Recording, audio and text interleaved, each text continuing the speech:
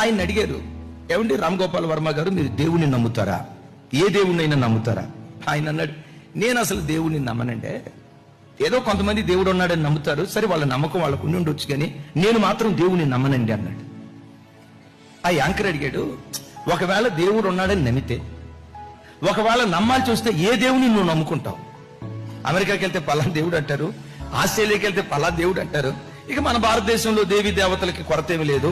ఇట్లా ప్రపంచ దేశాల్లో కొన్ని కోట్ల మంది దేవుళ్ళు ఉన్నారు కదా, ఒకవేళ దేవుడు ఉన్నాడని నమ్మి నువ్వు నమ్ముకోవాల్సి వస్తే ఏ దేవుని నమ్ముకుంటావు అన్నాడు. ఆయన నవ్వుతూ అంటాడు, ఇందులో కక్కుర్తే ఉందండి.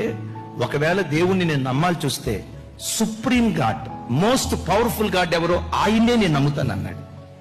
తూతు మంత్రపు దేవుళ్ళని నమ్మను, ఏదో దేవుళ్ళుగా చలామణి అవుతున్న వ్యక్తులను నేను నమ్మను. ఒకవేళ దేవుని నేను నమ్మాల్సి వస్తే, ఒకవేళ దేవుని నేను నమ్మాల్సి వస్తే మోస్ట్ పవర్ఫుల్ గాడ్ ఎవరో ఆయన్నే నేను నమ్ముతాను అన్నాడు.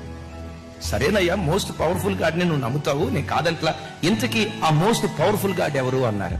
ఆయన నవ్వుతూ అంటారు, ప్రభు అయిన యేసు క్రీస్తు ఈ సర్వ సృష్టిలో most most most most most powerful God.